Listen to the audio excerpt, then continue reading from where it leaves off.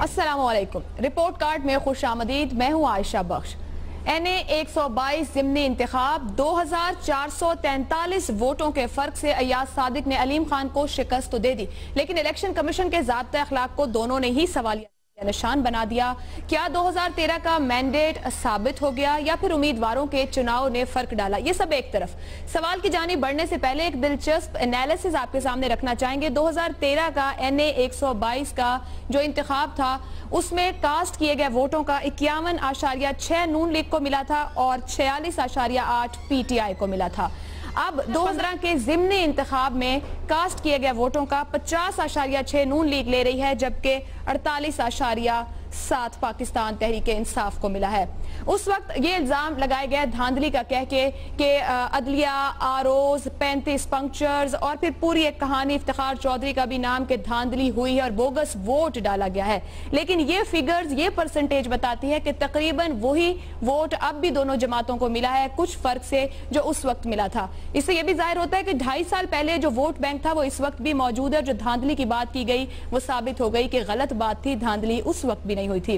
अब बात करेंगे 2443 वोटों की जीत क्या वाकई यकीनी जीत है और ये जीत किसकी है? पहले पैनल का तारुफ करा दूं। लाहौर स्टूडियो में मेरे साथ इम्तियाज आलम, कराची में मजहर अब्बास, लाहौर से वीडियो लिंक पर हसन निसार साहब वापस हमारे साथ रिपोर्ट कार्ड का हिस्सा है, आपको खुशामदीद कहेंगे। शहजाद चौधरी साहब और सलीम साफी साहब इस्लामाबाद से हमारे साथ हैं। आप सबके लिए आज का पहला सवाल कुछ इस तरह से है। NA 122 मुस्लिम लीग नून की जीत, पाकिस्तान तहरीक इंसाफ की हार, सियासी फायदा किसको होगा? हसन निसार साहब, सबसे पहले आप, 1 मिनट का टाइमर होगा इस पर बात करने के लिए। हेलो हसन साहब, क्या आप मुझे सुन सकते हैं? आपके आधे पौने लफ्ज आयशा गायब हो रहे हैं। I can't hear you properly. चले आपकी तरफ दोबारा आते हैं और कहूंगी कि ऑडियो को जरा चेक कर लिया जाए। शहजाद चौधरी साहब, आप कहिएगा किस ऑप्शन की तरफ जाएंगे और क्या कहेंगे इस पर? जी, मुझे कुछ आपके अल्फाज ज़रूर पहुंचे मुझ तक। अलबत्ता मैं ये बता दूं कि मेरा ख्याल है कि इसमें अशराफिया जीती और गरीब आदमी हार गया। एक तो ये कल के जी शहजाद साहब, शहजाद साहब कंटिन्यू कीजिएगा, आप सुन सकते हैं।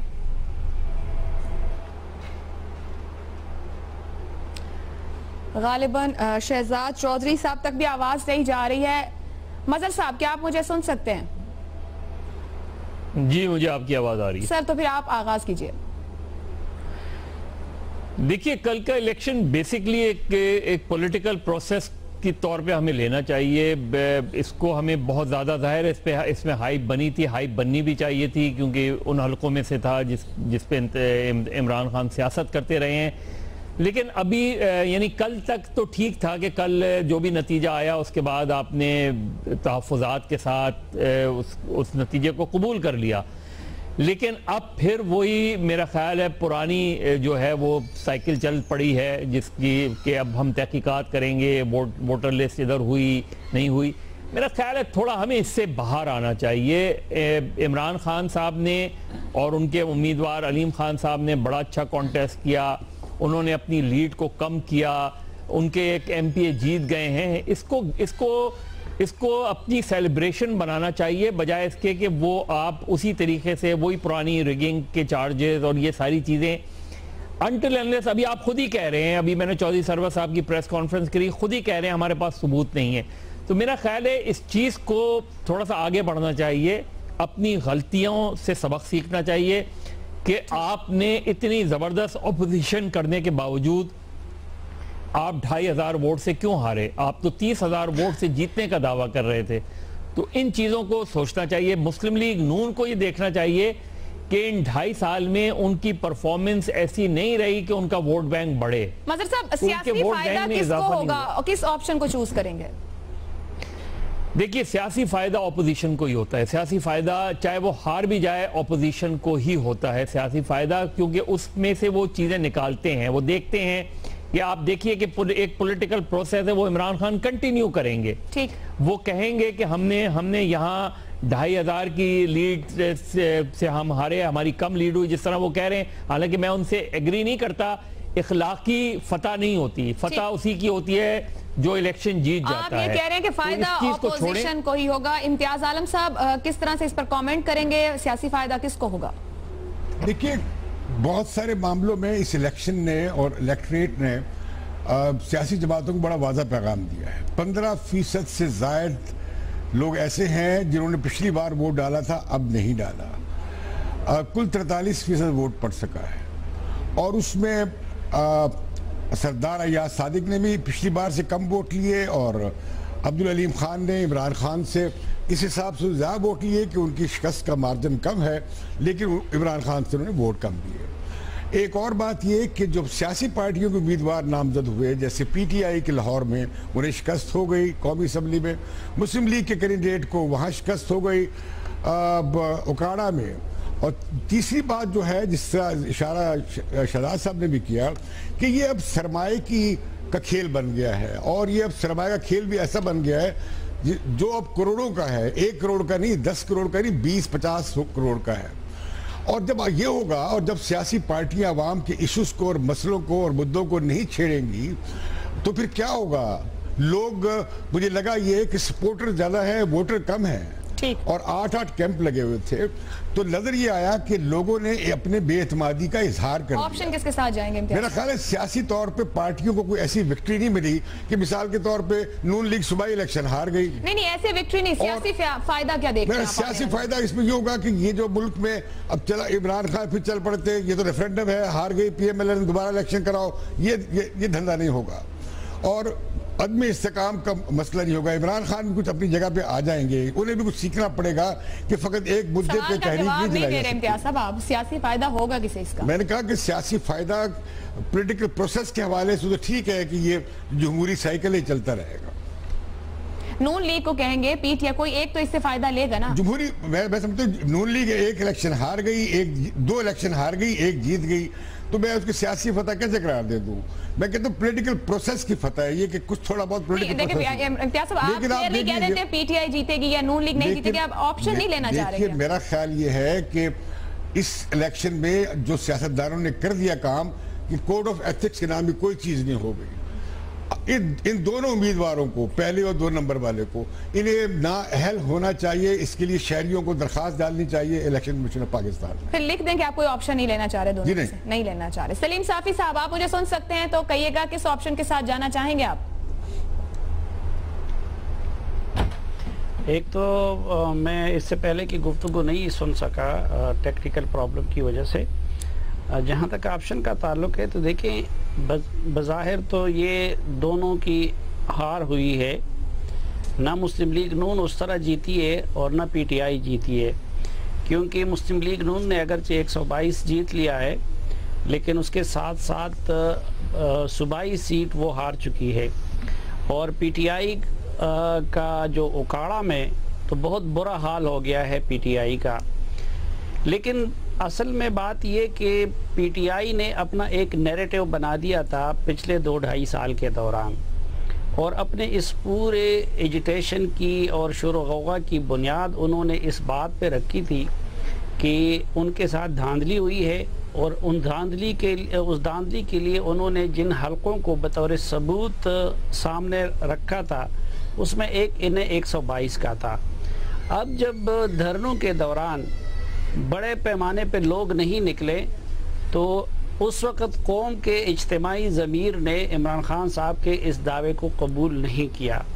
फिर जब जुडिशल कमीशन का फैसला आ गया तो जुडिशल कमीशन ने भी इमरान खान के उस मफरूज़े को या उस नैरेटिव को मुस्तरद कर दिया और अब उस पे ये मोहर तस्दीक साबित हो गई इंतखाबी अमल के ज़रिए भी, और ये साबित हो गया कि ठीक है पिछले इलेक्शन में भी कुछ बेकायदगियाँ हुई थी और इसमें भी मामूली से हो सकते कि हुए हों, लेकिन रिजल्ट पिछली मरतबा भी आईनादार था मजमूई तौर पर अवामी राय का, क्योंकि वही परसेंटेज आए हुए हैं और इस मरतबा तो फौज की निगरानी में चूंकि इमरान खान साहब के नैरेटिव को शिकस्त हुई है, इसलिए मैं समझता हूँ कि मुस्लिम लीग नून को ये फायदा हुआ है कि अब इमरान खान के पास, अगर जो वो करते रहेंगे फिर भी, लेकिन मेरे ख्याल में उसके लिए अब उनके पास वो अखलाकी जवाज़ नहीं है। वो किसी और इशू की बुनियाद पे तो हुकूमत की मुखालफत कर सकते हैं, लेकिन इसके हवाले से उनके पास कोई खास अखलाकी जवाब मुस्लिम नहीं लीग रहा। नून को सियासी फायदा होगा। सलीम साफी साहब बात करते हैं। हसन निसार साहब, आप मुझे सुन सकते हैं तो कहिएगा कि NA 122 का नतीजा सियासी फायदा किसको होगा? कह रहे हैं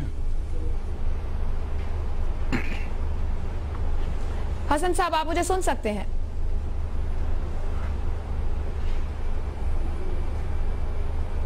हसन निसार साहब, सियासी फायदा किसका देख रहे हैं NA 122 के नतीजे पर?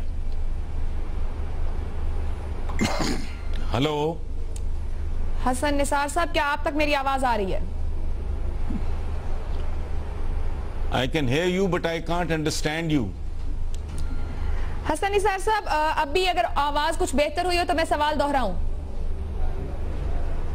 जी दोहराएं, इस दफा पूरा जुमला समझ में आया। NA 122 नून लीग की जीत, तहरीक इंसाफ की शिकस्त, सियासी फायदा किसको होगा? PTI नून लीग?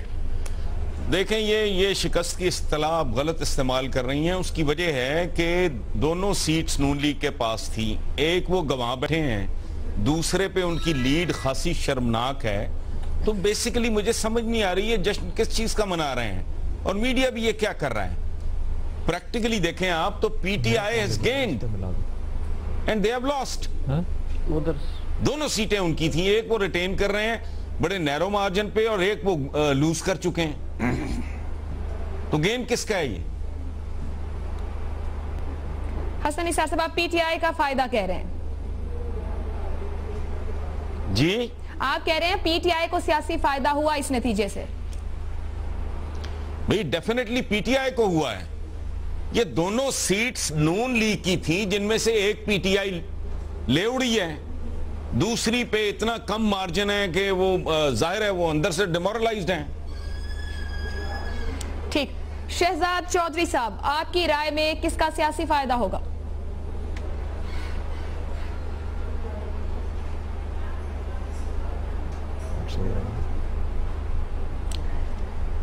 कुछ टेक्निकल प्रॉब्लम के बायस मेरी आवाज शहजाद चौधरी साहब तक नहीं पहुंच रही। इस सवाल को मजीद कंटिन्यू करेंगे लेकिन एक ब्रेक के बाद।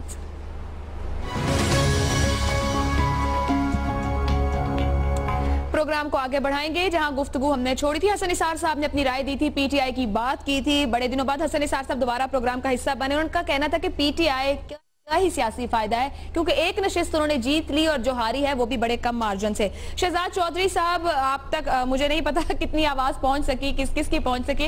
आपका जवाब जानना चाहूंगी, आप किसका सियासी फायदा देख रहे हैं?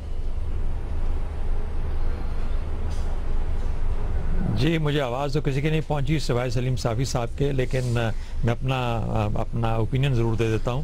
मेरा अपना, जैसा मैं कह रहा था कि गरीब आदमी हारा, जो शराफिया थी वो जीती। वो बेचारे जो कल नाच रहे थे, खुशियां मना रहे थे, किसी के घर में गैस नहीं थी, किसी के घर में बिजली नहीं थी, किसी के घर में खाना भी नहीं पका होगा, लेकिन उससे कतई नज़र वो सेलिब्रेशन पूरी की पूरी कर रहे थे, और यही अशराफिया की जीत है। दूसरा, अलीम खान जैसा हमेशा एक चाहिए होगा कैंडिडेट PTI को या किसी भी जमात को अब NA 122 पे लड़ने के लिए। अब कितने अलीम खान पाकिस्तान में मौजूद हैं, ये दूसरा सवालिया निशान जो रह गया है। अलबत्ता जो पार्टीज़ की पोजीशन है, मैं समझता हूँ कि इसमें तहरीक इंसाफ के सीखने के बहुत सबक हैं और तहरीक इंसाफ को कुछ फ़ायदा भी पहुंचा है अगर वो इससे सीखे। पहली बात तो यह है कि इस्टेब्लिश होकर आई है कि वो पीपल्स पार्टी को मुकम्मल तौर पे पंजाब की हद तक रिप्लेस कर चुकी है। कल सिर्फ और सिर्फ इन दो पार्टियों का जिक्र हो रहा था। इसका मतलब है कि पाकिस्तान पीपल्स पार्टी का मुकम्मल नुकसान और तहरीक इंसाफ की proper establishment as the second alternate to Muslim League Noon. अब ये क्या वजह थी, वो जीते क्यों नहीं, वो बुर्ज क्यों नहीं टूटे जो कि मुस्लिम लीग नवाज के वहां खड़े हैं? वो इसलिए कि इमरान खान के पास ना सुनामी है और ना सुनामी का पैगाम है, क्योंकि वो जुल्फिकार अली भुट्टो नहीं है। अच्छा, ये चीज जब तक उनको समझ नहीं आएगी उस वक्त तक बदकिस्मती से तहरीक इंसाफ जलसों की हद तक तो बहुत अच्छा करेगी, ये 70-72 हजार वोट भी कुछ जगह पे ले जाएगी, लेकिन हरा नहीं पाएगी। मेरा ख्याल है कि उसके लिए तंजीमी बुनियादों के ऊपर जो कि ग्राइंड करना होता है अपने एफर्ट को, यानी ग्राउंड वर्क करने के साथ, ग्राइंडिंग वर्क के साथ अपने आप को स्टैब्लिश करके आगे लेके जाना है, जो कि उनको करना पड़ेगा, क्योंकि उनको अपने आप को नॉर्मल पोलिटिकल पार्टी समझना चाहिए। उनको ये नहीं समझना चाहिए कि जुल्फिकार अली भुट्टो की एक कॉपी है जो कि किसका देख रहे हैं, किस ऑप्शन के साथ जाएंगे? गिरा देगी, तमाम लोगों को हटा देगी। ऐसा नहीं हुआ, ना ही होने वाला है। शहजाद साहब ऑप्शन क्या लेंगे? समझता हूँ तहरीक इंसाफ के लिए सबक बहुत है, मुस्लिम लीग नवाज के लिए भी सबक है। अगर वो सीखेंगे, लेकिन वो सीखेंगे नहीं, उनको बेसिकली कॉन्सिक्वेंशियल वर्क अपना करना है, ये सबक उनको मिलना चाहिए। लेकिन बदकिस्मती से चूंकि पावर में है, उसका नशा बहुत ज्यादा होता है, इसलिए उनको ये सबक समझ नहीं आएगा और वो गालिबन इससे फायदा नहीं उठा पाएंगे। तो फिर फायदा में किसका हम लिखे स्कोर बोर्ड पे? आप तहरीक इंसाफ का फायदा कह रहे हैं? जी, मैं तहरीक इंसाफ के लिए चांसेस ज्यादा हैं फायदे के। ठीक, हमारे पास जो स्कोर बोर्ड आपके सामने आप देख सकते हैं, हसन निसार, शहजाद चौधरी, सलीम मजहर अब्बास साहब तहरीक इंसाफ कह रहे हैं, सलीम साफी साहब ने नून लीग के फायदे की बात की, इम्तियाज आलम साहब ने कोई भी ऑप्शन नहीं लिया है। हसन निसार साहब, अगले सवाल पर बढ़ने से पहले आपसे ये पूछना चाहूंगी कि हमने जो भी तज्जिए की बात की, परसेंटेज वाइज बड़ा कम फर्क है। 2013 के कास्ट किए गए वोटों में जो फर्क दिखाई देता है, अब जो परसेंटेज कास्ट किए गए वोटों में है, नून लीग को भी तकरीबन वही वोट मिला जो तब मिला था और पीटीआई को भी वही वोट मिला है। तो क्या समझा जाए कि जो धांधली के इल्जामात, बोगस वोट और बड़ा प्लान धांधली की बात की गई, वो गलत साबित हो गई? 2.5 साल बाद भी वोट बैंक वही मौजूद है? नहीं, मैं नहीं इसको इस तरह देखता।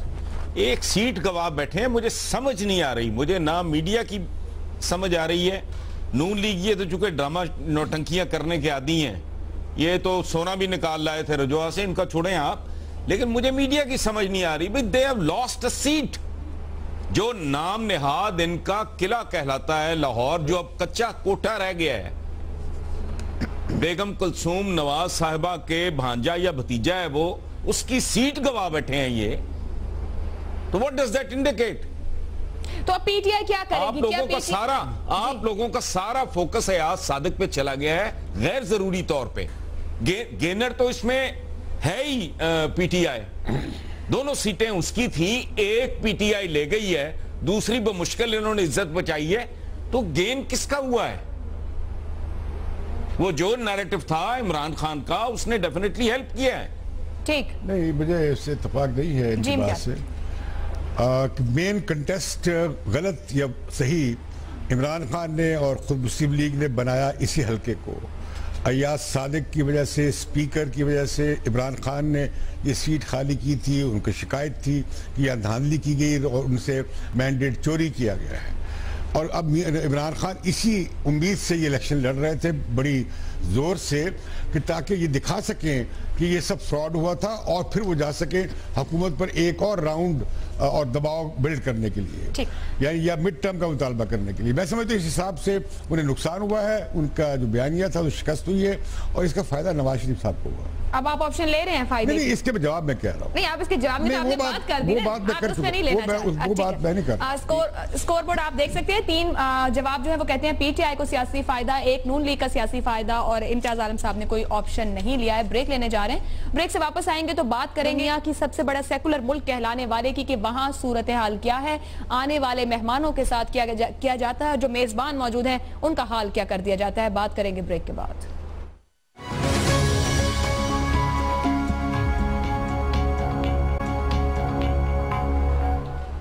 रिपोर्ट कार्ड में एक बार फिर खुशामदीद। साबिक वजीर खारजा खुर्शीद महमूद कसूरी की किताब जो कि पाक भारत ताल्लुकात पर, उसकी भारत में तकरीब रूनुमाई होनी थी, लेकिन इंतहा पसंदों की जानिब से हमला किया गया, मेजबान का मुंह तक काला कर दिया गया और कहा गया कि ये तकरीब नहीं होने दी जाएगी।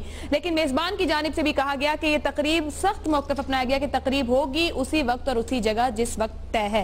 ये तकरीब तो हो गई, लेकिन मोदी के भारत का, सो कॉल्ड सेकुलर भारत का वो चेहरा भी सामने आया कि गुज़िश्ता कुछ अरसे में जिसके रंग हम बदलते हुए देख रहे हैं। मजहबी अदम बर्दाश्त से लेकर सकाफती ताइफों तक का आना जाना हो, भारत का ये सफर किस जानिब बढ़ रहा है, जिस तरह की पाबंदी लगाई जाती है, का सुलूक इंतहा पसंद तंजीमें वहां करती हैं, भारत कौन सा रास्ता इख्तियार कर और किस जानिब बढ़ रहा है, इसी मामले पर बात करेंगे। पैनल से सवाल ये है, क्या भारत बतौर रियासत एक इंतहा पसंद मुल्क बन रहा है? हाँ या नहीं में आप जवाब देंगे। 1 मिनट का टाइमर होगा। हसन निसार साहब, सबसे पहले आप।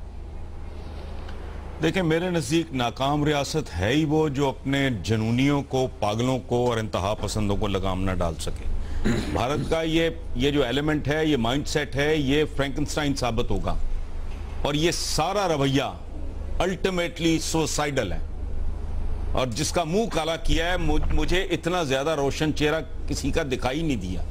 उन्होंने अपना मुंह काला किया है ये हरकत करने वालों ने।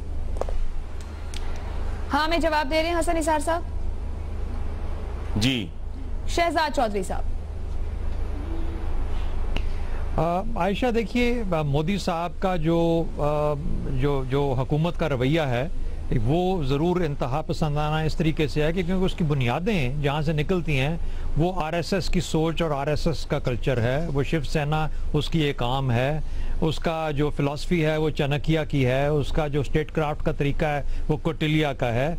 तो ये बदकिस्मती तकरीबन इस तरह की एक्सक्लूसिविज्म जो है ना, एक्सक्लूसिविज्म जो कि वो हिंदू मत के अंदर देखना चाहते हैं और जिस तरीके से हिंदू रियासत की जगह देखते हैं दुनिया के अंदर, उसके अंदर इस किस्म के एटीट्यूड्स का और इस किस्म के रवैयों का आना एक तकरीबन लाजमी अमर बन जाता है। अभी तो शुक्र कीजिए कि उनको कश्मीर के अंदर कुछ मेजॉरिटी नहीं मिली या उनको इतनी सीटें नहीं मिली कि वो किसी के साथ मिलकर 2/3 मेजॉरिटी के साथ आर्टिकल 370 को रिपील कर देते। लेकिन ये याद रखें कि इन 5 सालों के बाद उनका ख्याल है कि अगले 5 साल भी वो आएंगे और इसके अंदर तमाम तैयारी है कि किस तरीके से माइनॉरिटीज को इरेलेवेंट किया जा सकता है, किस तरीके से कश्मीर को मुकम्मल तौर पर आर्टिकल 370 हटा के उसको जम किया जा सकता है, किस तरीके से हिंदू कौम जो है उसको बेसिकली जो एक सेक्युलर भारत जो एक सेक्युलर कौम था उसको किस तरीके से एक हिंदू कौम बनाया जा सकता है। तो आप समझ रहे हैं शहजाद साहब कि सेक्युलर भारत इंतहा पसंदी की तरफ जा रहा है? हाँ में जवाब देंगे, ना में? देखिए, बदकिस्मती तो ये है कि वो तकरीबन चूंकि अपने आप को एक राइट विंग जमात कहते हैं और जो भी राइट विंग होता है वो जाता ही एक्सट्रीमिज्म की तरफ है, तो इंतहा पसंदी तो है उसके अंदर, उसके रवैयों के अंदर। और अगर इसको 5 साल और मिल गए इन बाकी 3.5 सालों के बाद, तो आप ये देखिएगा कि मुकम्मल तौर पर ये एक हिंदू रियासत बन के उभरेगा और वाकई में एक इंतहा पसंद रियासत होगी। ठीक, सलीम साफी साहब। आयशा, इंतहा पसंद मुल्क बन नहीं रहा बल्कि बन चुका है और उनको नरेंद्र मोदी जैसे लोगों ने या इंडियन मीडिया ने उसको बना दिया है। और जो मैं समझता हूँ कि आज उन्होंने खुर्शीद कसूरी साहब के मेज़बान का नहीं बल्कि हिंदुस्तान के सेकुलरिज्म का मुंह काला किया है, उन्होंने वहाँ की जमहूरियत का मुंह काला किया है और जो अभी तक इस हवाले से उनका दावा था वो उस दावे का मुंह उन्होंने काला कर दिया है।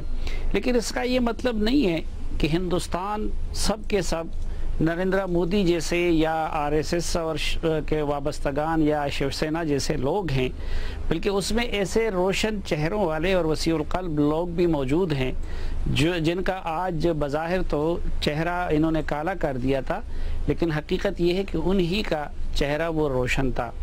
और ये इस बात का भी सबूत है कि जिधर भी इंतहा पसंद क़यादत होती है, नारेबाज क़यादत होती है, वो अपनी कौम को या अपने फॉलोअर को फ़ायदा नहीं पहुंचा सकती, बल्कि वो उनके लिए उसी तरह नुकसान का बायस बनता है जिस तरह इस वक्त नरेंद्र मोदी साहब हिंदुस्तान के लिए बन रहे हैं। ठीक, हाँ में जवाब दे रहे हैं सलीम साफी साहब। मजहर अब्बास साहब किस ऑप्शन के साथ जाना चाहेंगे, क्या कमेंट करेंगे?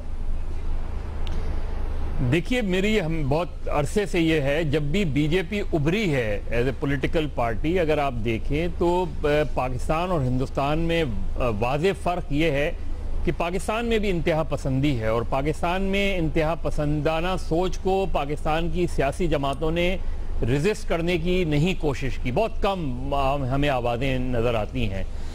हिंदुस्तान में जो सबसे ख़तरनाक सूरत हाल बन रही है वो ये बन रही है कि हिंदुस्तान में राय आमा की हिमायत उनको हासिल हो जाती है और political party, BJP as a political party emerge इसी वजह से आई, आज वो बरसर इख्तिदार है, इतनी बड़ी मेजॉरिटी के साथ आई है, इससे पहले भी वो जीते हैं। पाकिस्तान में आपको कोई ऐसी इस सोच रखने वाली जमात कभी बरसर इख्तिदार नज़र आई या कभी मेन स्ट्रीम पॉलिटिकल पार्टी में भी आपको वो नज़र नहीं आती जिस तरह बीजेपी उधर है। लेकिन इसके साथ ही जहां जिस तरह हसन निसार साहब और सलीम साफी साहब ने कहा कि उस मेज़बान को जिसके मुंह पे कालक मली गई, उधर एक पब्लिक ओपिनियन और एक ऐसी भी लोग थे कि जिन्होंने उसके बावजूद उनकी तकरीब हुई, उस मेज़बान ने तकरीब की, उसने एक पोजीशन ली और उसके साथ उधर के बेशुमार लोग खड़े हुए उसके साथ आगे।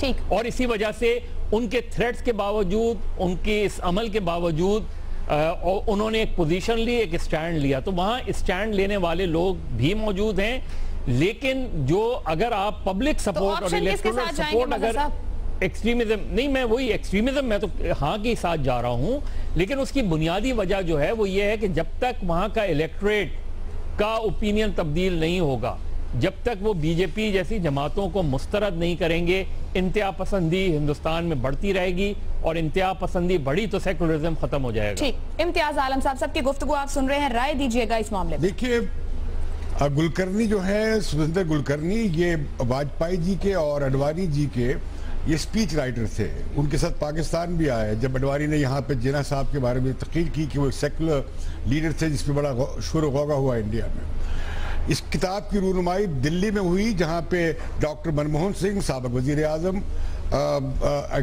अडवाणी वहाँ पे मौजूद थे, यशवंत सिन्हा वहाँ मौजूद थे, और वहाँ पे नतमल सिंह मौजूद थे। यानी पूरी बीजेपी और कांग्रेस की लीडरशिप मौजूद थी।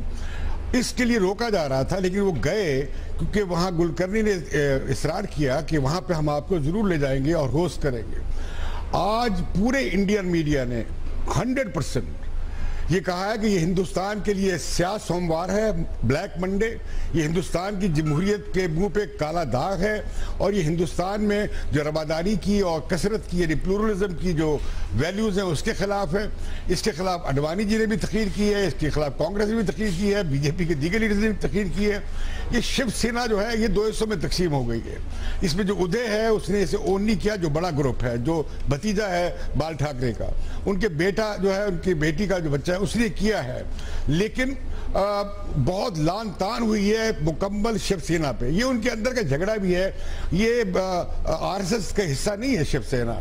ये महाराष्ट्रन और हिंदू शोवनिज्म और महाराष्ट्रन कॉमपरस्ती को मिलाते हैं मुंबई में, और इनका एक सेपरेट जाएंगे। हाँ की ऑप्शन नहीं, मैं आज बहुत खुश हूं कि इस तरह हिंदुस्तान के मीडिया ने इसकी मजम्मत की है और कसूरी साहब का को डिफेंड किया है, उनके राइट को और उनके होस्ट के राइट को। मैं समझता हूं कसूरी साहब ने भी, आज उनका लाइव एड्रेस हुआ, पूरे इंडियन मीडिया ने दिखाया और बड़ी उन्होंने जरूरतमंदाना बातें की मुंबई में खड़े होकर। ठीक है, आपके सामने स्कोरबोर्ड, सवाल के जवाब में 4 हाँ और 1 ना। ब्रेक लेने जा रहे हैं, ब्रेक से वापस आएंगे तो बात करेंगे आज के आखिरी सवाल पर।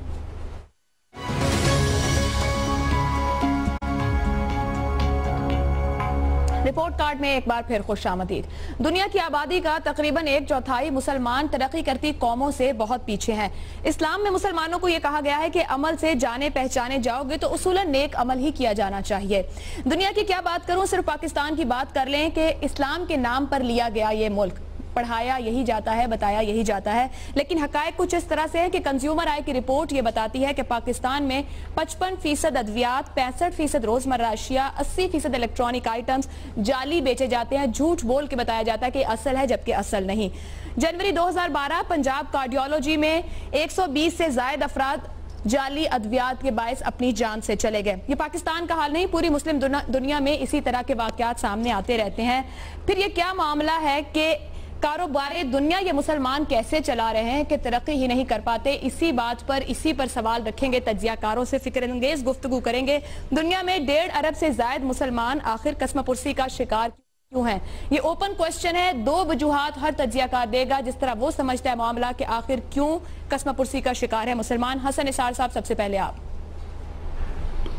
देखिए, पहली बात ये ज़हन में रखने वाली, आपने खुद कहा है 1.5 अरब की आबादी है, इबादात बड़ी हैं, हज भी हैं, उम्रे भी हैं, कुर्बानियाँ भी हैं, अमारात बड़ी हैं, एटम बॉम्ब भी है, पैसा भी बहुत है, 60 से ज़्यादा तादाद है इनकी। लेकिन ये रांदा दरगाह इसलिए हैं कि इस्लाम की बुनियादी तालीमात स्टेट के हवाले से 2 बुनियादें हैं जिनको इस्लाम ने बातिल करार दिया है। वो है दौलत और ताकत का चंद हाथों में मुर्तकिज होना। दौलत और सियासी कुव्वत अगर चंद खानदानों तक महदूद हो जाएगी तो फिर नहुसत तारी होगी, और अनफॉर्चुनेटली पूरे आलम इस्लाम का यही अलमिया है, और ना इसकी तरफ उलमा का ध्यान है ना आवाम का, और हुक्मरान तो ये कभी चाहेंगे ही नहीं। कोई पाकिस्तानी मुल्क उठा के देख लें, मुसलमान मुल्क उठा के देख लें, कोई एक आध एक्सेप्शन भी मुझे नजर नहीं आती। दौलत और ताकत चंद खानदानों के घर की कनीज और लौंडी है। यही बर्बादी है कि अखलाकी इनतात भी है, अवाम में तालीम भी नहीं है, जहालत भी रज के है। रीजंस बेसिकली 2 हैं जिनकी तरफ ना हमारे इंटेलेक्चुअल का ध्यान जाता है, ना रिलीजियस लीडर का, पॉलिटिकल लीडर के तो बारे में ही नहीं है। सो दो चीजें, ठीक, पैसे का, दौलत का और ताकत का इर्तिकास चंद हाथों से अगर निकलेगा नहीं तो मुसलमान जो कार मुजल्लत में है ये इससे बाहर आ सकता ही नहीं। दो ऑप्शंस, दो वजूहात, दौलत और ताकत का इर्तिकास। हसन निसार साहब ने जवाब दिया। शहजाद चौधरी साहब। देखिए आयशा, हमारे यहाँ बदकिस्मती ये रही है कि एक मुगलिया दौर था, 550 साल के लगभग उन्होंने हम पे हुकूमत की, इस एरिया में आए, लेकिन बदकिस्मती से उन्होंने ताजमहल भी बनाया, उन्होंने बड़े बड़े किले भी बनाए, लेकिन कोई यूनिवर्सिटी पीछे छोड़ के नहीं गए। ऑटोमन एम्पायर की स्टोरी तकरीबन इन्हीं बुनियादों के ऊपर है। मुझे नहीं याद पड़ता कि कोई उस जमाने की कोई ऐसी यूनिवर्सिटी या कोई दरसगाहें ज़रूर होंगी, लेकिन मुझे कोई बहुत बड़ा नाम उसमें नज़र नहीं आता। जस्ट एज अ कंपैरिजन देखिए, सिंगापुर एक छोटे से सिटी स्टेट के अंदर से जितने पेटेंट फाइल होते हैं साल के अंदर अपनी इजादात के लिए, पूरा आलम इस्लाम उसने पेटेंट फाइल नहीं कर पाता, ताकि उनकी कोई इजाद नहीं है, उनका कोई काम नहीं है, रिसर्च नहीं है, कोई डेवलपमेंट नहीं है। जितनी यूनिवर्सिटियां भारत के अंदर हैं, पूरा आलम इस्लाम मिला के भी उतनी यूनिवर्सिटियां शायद नहीं इकट्ठी कर पाता। खुसूसी तौर पर शायद अरब वर्ल्ड के अंदर से अगर आप करें, अरब वर्ल्ड के अंदर तो बिल्कुल ही वो हिंदुस्तान से भी कम यूनिवर्सिटियां हैं। ये तालीम का जो इन्हतात है मुसलमानों के अंदर, ये नहीं, तेल भी है, पैसा भी है, सब कुछ है, हर किस्म का गिज़्मो का। और एक और चीज़ याद रखें, जो एक कुछ से आज से 5-7 साल पहले तक कंप्यूटर जो कि बिल्कुल एक कंप्यूटर लिटरेसी जिसे कहते हैं, उसकी जो इंसर्शन थी, जो उसकी इस्तेमाल था अरब वर्ल्ड के अंदर, दुनिया में सबसे ज्यादा कम था। यानी सबसे ज्यादा कम अरब कंप्यूटर का इस्तेमाल करते थे। इन हालात के अंदर मुसलमान किस तरीके से तरक्की कर सकता है? तो पहली चीज तो तालीम का कोई तालीम की एमिनेंस नहीं है बिल्कुल से। और दूसरी जो इंपॉर्टेंट चीज है वो मजहब को जिस तरीके से ताकत के लिए इस्तेमाल किया जाता है। मजहब एक मुआशरे की फिक्री तश्कील के लिए आया है, होता है, हर मजहब का काम ये है, लेकिन वो बदकिस्मती से फिक्री तश्कील करने के बजाय एक ताकत का जरिया बन गया है, और उसके अंदर भी फिर इम्पोजिशन स्टार्ट हो गई है कि ये मजहब की शक्ल ठीक है और ये गलत है। तो मेरा ख्याल है मजहब के अंदर जो मजहब का गलत इस्तेमाल और तालीम, ये दो चीजें हैं, तालीम कमी या तालीम के रास्ते पे ना चलना, ये दो चीजें हैं जिन्होंने मुसलमानों को बहुत पीछे छोड़ दिया। सलीम साफी साहब। देखिए आयशा, जो कौमों के अरूज ज़वाल के असबाब बयान किए जाते हैं, उसमें उलमा ये कहते हैं कि ख़ुद कुरान में भी ये वजाहत की गई है कि मुसलमान होने की बुनियाद पे किसी इंसान को इस दुनिया में बालादस्ती हासिल नहीं होगी, या किसी दूसरे के गैर मुस्लिम होने की बजाय वो इस दुनिया में उनको ज़ेर नहीं किया जाएगा। ये जो मामलात हैं, मुसलमान होना, उसका सिला, उसका अजर वो आखिरत में मिलेगा। यहाँ पे कुछ बेसिक उसूल है, वो जो कौम भी उन उसूलों को अपनाती है तो वो ऊपर चली जाती है, और जो कौम उनको छोड़ देती है तो वो ज़वाल का शिकार हो जाती है। और ये कहा जाता है कि सहाबा कराम के दौर में भी या बाद में जब मुसलमानों का उरूज था, उस वक्त इस बुनियाद पे वो आगे नहीं गए थे सिर्फ कि वो मुसलमान थे, बल्कि वो खूबियाँ वो उस वक्त मुसलमान कौम में पैदा की गई थी। एक इल्म और दूसरा इज्तिमाई कौमी इंसानी अखलाकियात। इल्म वसी पैमाने में है, उसमें साइंस भी है, उसमें टेक्नोलॉजी भी है, उसमें जदीद दौर के दौलत के ज़राए भी है।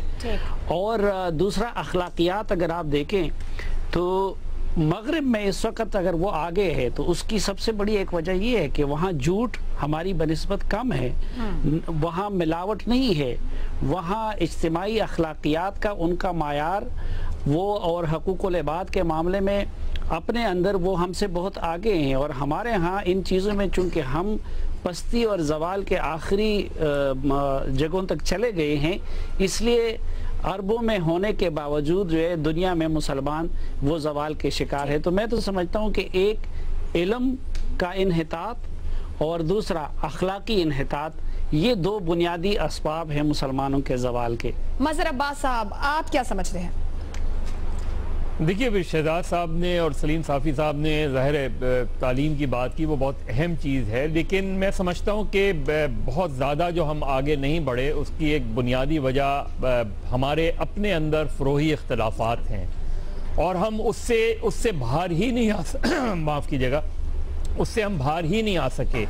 और आप देख लें इतने सालों में जिस तरह मुगल एम्परर उसमें देख लें, उससे पहले आप स्पेन में आपने 700 साल हुकूमत की, लेकिन अल्टीमेट नतीजा क्या निकलता है? अल्टीमेट नतीजा हमें किसी और को नुकसान पहुंचाने की ज़रूरत ही नहीं होती। हम खुद अपने आप को इतना नुकसान पहुंचाते हैं कि किसी और को ज़रूरत नहीं होती। और वो आप देख लें, आज भी देख लें, आज की दुनिया में भी देख लें, आप जिन ममालिक में, इस्लामी ममालिक में जो इख्तलाफात आप पाए जाते हैं, जो हम एक दूसरे को कत्ल कर रहे हैं, लाखों की तादाद में हमने एक दूसरे को मार डाला, तो वो मेरा ख्याल है उसकी वजह से हमें दूसरी तरफ हम तवज्जो ही नहीं दे पाते। अपने फ़रोई इख्तलाफात में ही हम इतने उलझे हुए हैं कि हमें तरक्की की तरफ हम देख ही नहीं रहे। और दूसरी जो बिल्कुल हट के मैं बात करूंगा, वो इजहार राय की आज़ादी का ना होना। कोई भी इस्लामी मुल्क मां सिवाय पाकिस्तान के आप बता दें कि जिसमें आज़ादी इजहार पर पाबंदी ना हो, मेरा ख्याल है कोई भी मुझे नहीं नजर आता। और शायद पाकिस्तान में आज़ादी इजहार इस वजह से कि यहाँ के सहाफ़ियों ने स्ट्रगल की और फिर सब कॉन्टिनेंट का जो हमारा लिंक है, शायद उसकी वजह से ये अवेयरनेस रही कि यहाँ आज़ादी इजहार है, या हम अपने हुक्मरानों को तनकीद कर सकते हैं, उनके खिलाफ जद्दोजहद कर सकते हैं। बाकी किसी इस्लामी दुनिया में मुझे ये नजर नहीं आता। तो इजहार राय की आज़ादी ना होना और मेरा ख्याल है जो फ़रोई इख्तिलाफात। इम्तियाज आलम साहब, क्या वजूहात? आयशा प्लीज ये हमारे जवाब में तालीम का लफ्ज इल्म से अगर चेंज किया जाए, जी बिल्कुल करवा, और इल्म का इन्हितात की बजाय अगर इल्म की कमी कर दे तो बेहतर होगा। ठीक है जी। देखिए, पूरी जिसे मुस्लिम दुनिया कहा जाता है, जो कि मुस्लिम एक गलत शनाख्त मेरे ख्याल में है, वहाँ की कुल कौमी आमदनी जर्मनी से कम है। 1400 साल में जितने अरबी में तराजुम हुए हैं मुख्तलिफ ज़बानों से किताबों के, उतने एक साल में गरीब और पसमादा यूनान में हो जाते हैं। एक यूनिवर्सिटी नहीं है दुनिया की 800 यूनिवर्सिटियों में से पूरी मुस्लिम ममालिक में, जहाँ पर मुस्लिम अक्सरियत ममालिक है। अब हम बड़ा एक गलत तरीके से शनाख्त बनाते हैं। ये जितने हमलावर आए, अफगान या ईरानी या सेंट्रल एशियन या मुगल या दूसरे ईरानी, ये इन कौमों के हमले थे। हम इसे अपने आप को आइडेंटिफाई करते हैं जैसे ये मुसलमानों और हमारी शनाख्त है उनके साथ। हम अंग्रेज़ों के बारे में ये नहीं कहते कि भाई ईसाई हमलावर, हम कहते हैं अंग्रेज़ आए, बलंदीजी आए, पुर्तगाली आए। तो मैं कहना ही चाहता हूँ कि सब मुसलमान दुनिया जो है, या पसमानदा ममालिक जो है मुसलमानों के, या जिनके पास पैसा भी है, वो अभी एज ऑफ रीजन में नहीं आए। हम यूरोप का उस जमाने में है जब वहाँ पे मिडिल एजेस थी, या जिसे इंक्विजिशन कहा जाता है। अभी जो फसाद हो रहा है मुस्लिम दुनिया में, इराक में, शाम में, लिबिया में, यमन में, ये हमें याद दिलाता है उस पुराने यूरोप की याद, जब इंक्विजिशन हो रही थी, बहुत खून खराबे हो रहे थे और बहुत सारी सलीबी जंगें हो रही थी। मैं समझता हूँ नंबर 1, हमें एज ऑफ रीजन में जदीद दुनिया में आना चाहिए, उससे आंखें नहीं मोड़नी चाहिए। दूसरी बात यह है कि हमें इल्म और तहकीक और साइंस और जुस्तजू के मैदान को खोलना चाहिए। मुसलमान दुनिया का जहन बंद है, उसे खोलने की ज़रूरत है। मैंने 2 बातें की हैं, एक तो ये कि हम माजी से निकले, और दूसरी ये कि हम जदीद दुनिया में आए और अपने दिमाग खोलें। ये 2 बातें मैं कह रहा हूँ। आप एक कह रहे हैं कि हम माजी से निकले, माजी से निकले, हम जो जिसे कहते हैं डार्क एजेस, अंधेरी सदियों में से निकल आए और हम जदीद दुनिया में आए। और दूसरी बात ये कि हम अपनी इल्म की और अपनी इंसानी ज़राए की तरक्की करें, ठीक है, और जदीद इंसान बने। रिपोर्ट कार्ड का आखिरी सवाल, दुनिया में 1.5 अरब से ज्यादा मुसलमान कस्मापुरसी का शिकार क्यों है? स्कोर कार्ड आप देख सकते हैं। तज्जियाकारों की जानिब से राय दी गई है, इस पर बड़ा खुलकर बात की गई और वजूहात दी गई हैं। आज का प्रोग्राम आपने देखा, तज्जियाकारों की राय जानी, अपना फीडबैक हमें भेज सकते हैं। मुझे प्रोग्राम से इजाजत दीजिएगा। अल्लाह हाफ़िज़।